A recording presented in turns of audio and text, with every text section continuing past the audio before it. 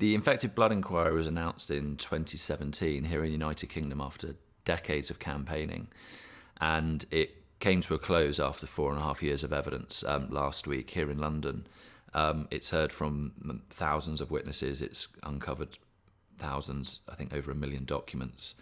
And it's been an incredibly important moment for our community. I think not just here in the UK, but across the world. For too long, we've been looking back at what went wrong and what happened, and it's not enabled us to look forward as much as we would like to. It's cast a very long shadow, and it was a huge milestone when it eventually came to an end in terms of hearing evidence last week.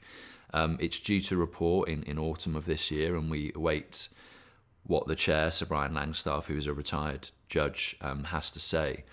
But in the meantime, there's still work for us to be doing, because the government commissioned a compensation study.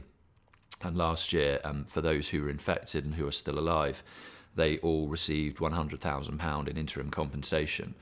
But the report that government commissioned goes further than that in terms of recommending compensation, not just to those who are infected, but to those who were affected, so parents who lost children, children who lost parents, for example.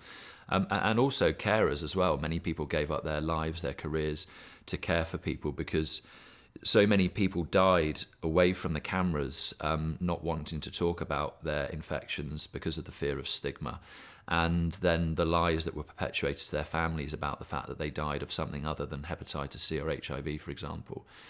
So overall, the inquiry has been incredibly cathartic, because for many, they will never receive justice. But unlike something like 9/11, where everybody knows what it was and how many people died, it's really difficult to explain in a couple of minutes what happened as a result of contaminated blood in the UK and across the world. And for so many, justice for them is simply being heard and being acknowledged. And that's what this inquiry's done. It's given those people a voice. It's given them the recognition of what they suffered. And so we await the recommendations of the inquiry. There are high expectations. I don't say that lightly. The chair of the inquiry has been an incredibly compassionate man. As you'll appreciate, usually when you come in and out of court for a judge, everybody stands up and sits down, for example.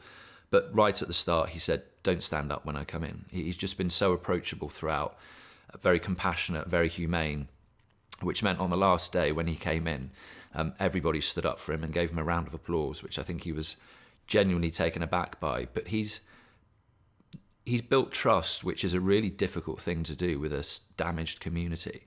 But he's achieved that along with his team and the legal team as well. And we knew here in the UK that this was our last chance. We've had 2 previous inquiries here, but we knew this really was our last chance to get it right.